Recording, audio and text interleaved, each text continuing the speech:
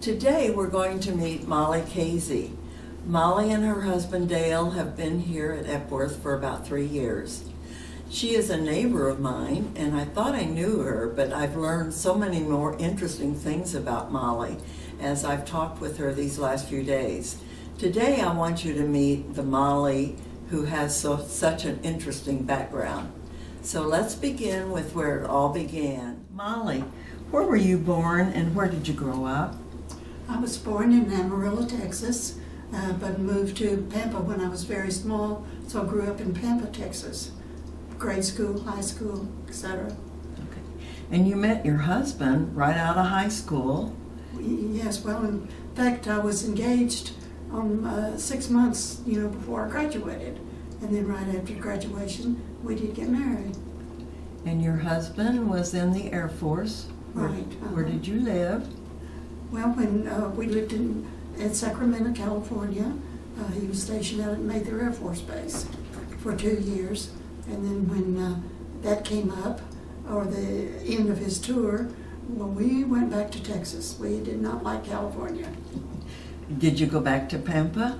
Yes, yes. Okay. And what did you do there?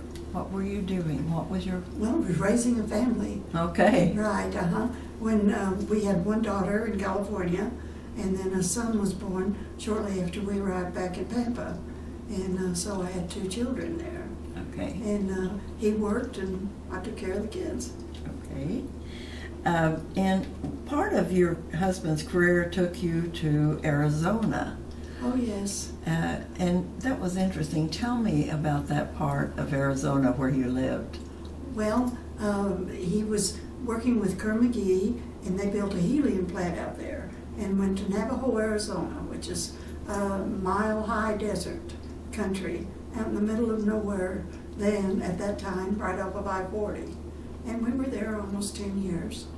And that was where your family grew up, kind of. Right. Well, of course, before we got there, I had 2 more daughters. Okay. And we had lost our son when he was 3. So we moved out there with the older daughter. She was in 3rd grade at the time, and then 2 babies. Oh, you were busy. You were busy. And then when you came back or left that area, where did you come to? Oh, well, my husband was transferred to Oklahoma City, and we loved it here. Never thought we'd ever love Oklahoma, but we did. And you became ranchers? Yes, well, we bought 10 acres and had built a home out there, and just loved it. And shortly, about 6 months, I guess, after we moved here, well, then I did work for in Western Southern Life Insurance, and ran the office there. I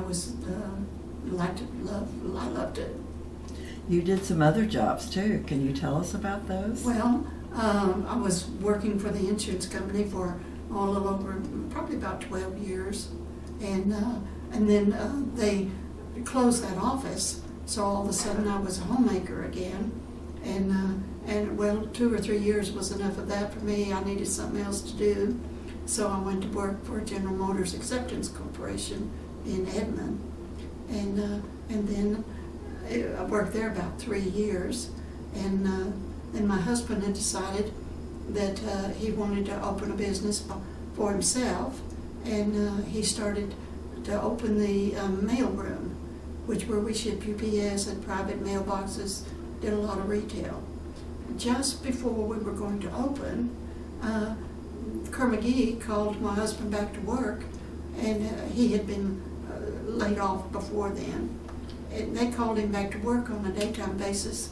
He could make more money out than I could working, so we reversed it. I went in to run the mail room, and he worked back with Cazee. And then he decided I didn't have enough to do, so I should become a tag agent.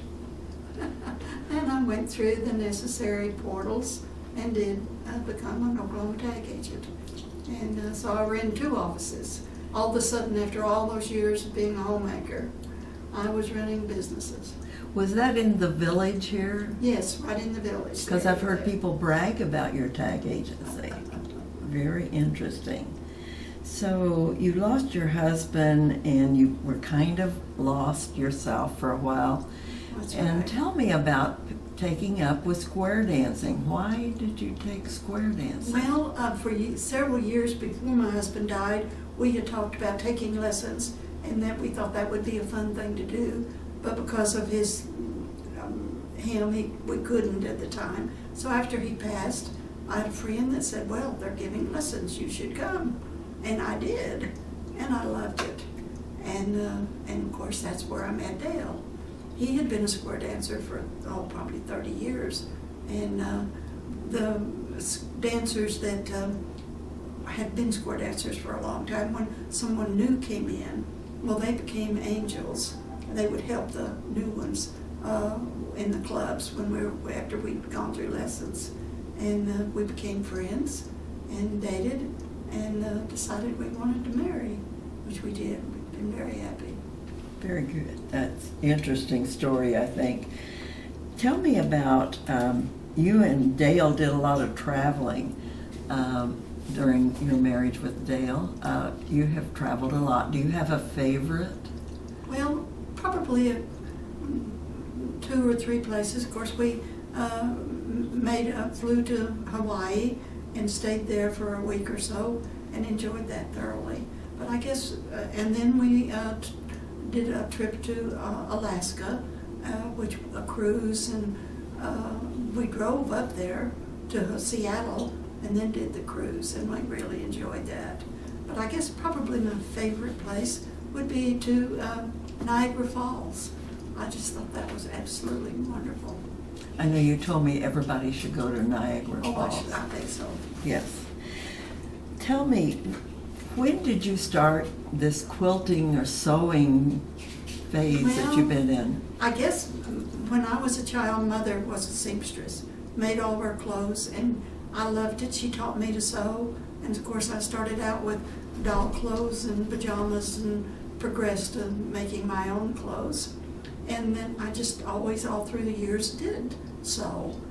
And then bingo, grandbabies come along through a few years, and I thought, well, gracious, I should make a quilt. And so I started making quilts for all the babies. Went from grandkids to great-grandkids, and even some great-great-grandkids now.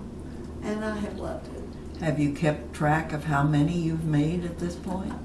Well, I know, of course, I had 6 grandchildren, and I have 18 great-grandchildren, and then, of course, plus my husband's grandchildren and great-great-grandchildren. And then, of course, to throw in some full quilts that I made along the way for daughters and table runners. I've enjoyed making those. When babies weren't springing up, well, I'd make table runners. Okay. And currently you're working on a quilt, finishing up a quilt for could you show that to us? Yes, this is for a great-grandson that is due the end of February. Oh, No, I beg your pardon, the end of March. Hold it up a little bit more. A little higher. Okay, beautiful, beautiful. Okay, you can put it down now. That is gorgeous. I'm very impressed with your passion for sewing. You told me one time you even made a coat for yourself. Oh, yes. When we were in Arizona, I made all the clothes. We were 40 miles from one town and 50 miles from another, so I spent a lot of time sewing for the girls and for myself and for my husband, for shirts. It was just something I enjoyed doing. Very good. Well, I tell you what, you have had a very full life, and I thank you for sharing with us today, Molly. Thank you so much.